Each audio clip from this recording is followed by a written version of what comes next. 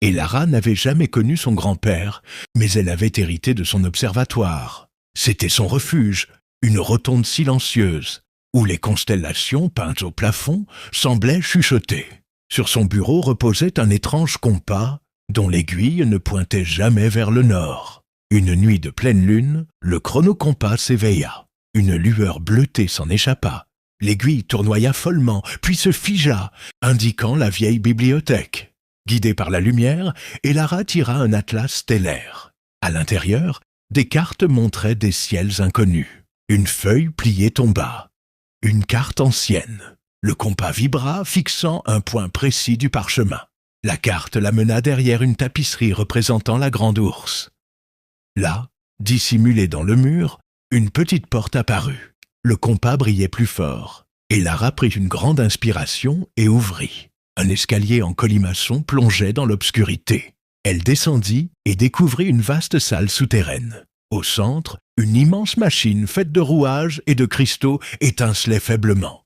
Un vieil homme se tourna vers elle. « Je suis Silas et je t'attendais, Elara. » Il montra la machine. « Voici le métier céleste. Ta lignée en est la gardienne. Il tisse la lumière des étoiles pour maintenir l'équilibre du cosmos.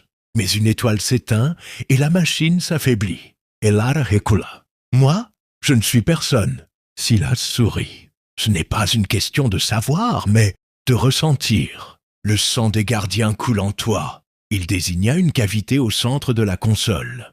Le chronocompas n'est pas qu'un guide, c'est la clé.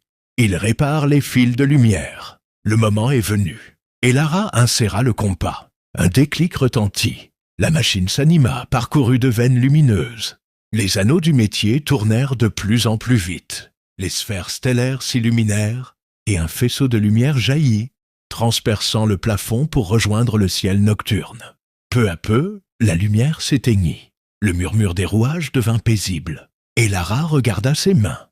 Elles brillaient de filaments d'étoiles. Elle n'était plus la jeune fille solitaire, mais une gardienne. Silas posa une main bienveillante sur son épaule. « Repose-toi, gardienne. Ce soir, tu as ravivé une étoile. Mais d'autres t'attendront. » Elara leva les yeux vers le ciel infini. Un sourire illumina son visage. Son voyage ne faisait que commencer.